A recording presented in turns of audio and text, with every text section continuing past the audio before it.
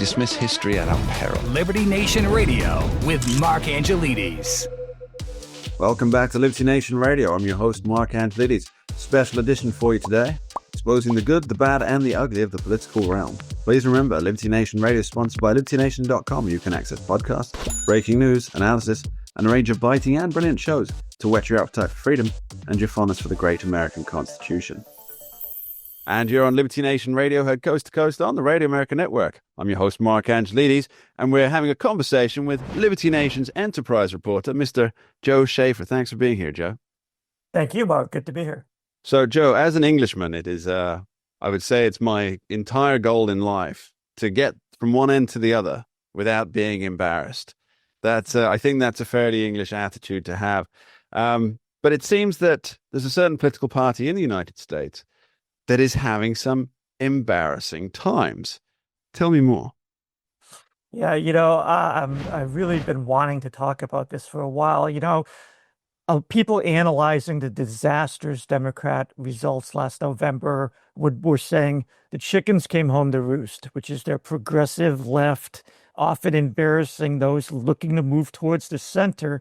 Well, the chickens didn't come home to roost last week. They've been there for 8 or 9 months now. So what are they doing with the chicken? The chickens are sitting there. They're hovering over these Democrats, and it's just going to keep going on for 2 and 4 more years. They kind of, I'm mixing my metaphors here, but they sowed the whirlwind, and now it's a tornado, and the Democrats who want to pivot to the center all of a sudden appeal to the working class. It's like, hey, can we stop the tornado now?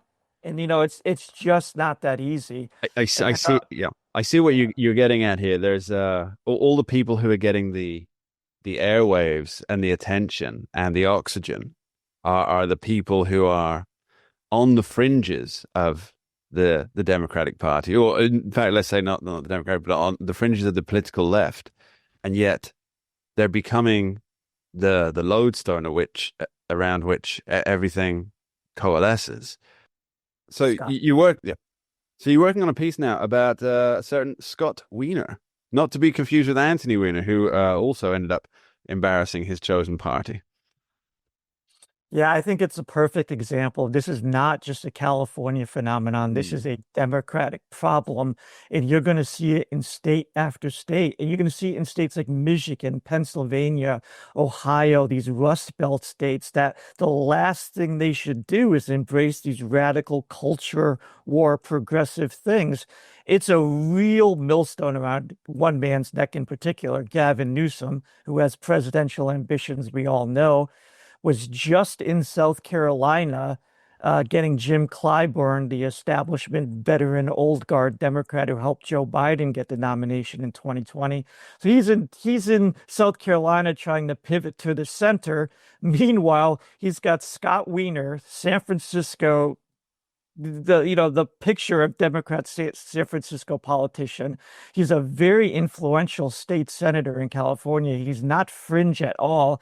He authors legislation and it gets passed. And Gavin Newsom, to his mortification, has had to sign more than one deeply embarrassing Scott Weiner bill, and it's gonna come back to him in 2026, 2028, if he runs for president. And Scott Weiner just the other day announced he filed papers to run for Congress in 2028, saying, I want that Nancy Pelosi seat. I am her natural successor. And if you're Donald Trump, if you're a Republican, you're like, of course you are. Yes, you are. You are her natural successor, because this is exactly what Republicans want. They couldn't ask for a better candidate than a Scott Weiner obsessed with cultural war issues when Americans are worried about the price of supermarket groceries and gasoline. Yeah, I think it's a little unfair to say that Mr. Weiner is the natural successor to Speaker Emeritus, Emeritus Pelosi, because yes, she's very much firmly on the political left, and she does follow the political winds of California. But I wouldn't say she's necessarily she's never really brought embarrassment to the mainstream, the blue dog Democrats of her party, in the way that Mr. Weiner seems to be doing. He's making He's making his colleagues within his party defend the things that he's bringing forward when they really are. I would say that they're on the. If you imagine you've got the Overton window, and then 3 blocks down, that's where he is, right? When you cultivate this, when you embrace this, as I would argue that Nancy Pelosi, Harry Reid, Chuck Schumer, they embraced this 20 years ago. There are pictures of Nancy Pelosi posing with drag queens and all this stuff. So they didn't run away from this. And then they're surprised that these people want power for themselves. So let's talk about Scott Weiner. He's an in-your-face homosexual activist. He dresses in leather for parades. He's been called the homosexual community's leather sugar daddy in the state Senate. Okay, regardless of how you feel about these issues, this is not what you want to talk about if you're a national Democrat. This just gives the working class vote to Donald Trump because Americans aren't interested in this anymore. Let's talk about 2 bills Scott Weiner authored that Gavin Newsom had to sign. One was changing the state law allowing sex between a minor and adult if there is a 10-year age gap. So a 24-year-old and a 14-year-old, the 24-year-old would not be up on charges. And in 2020, Gavin Newsom had to sign that bill.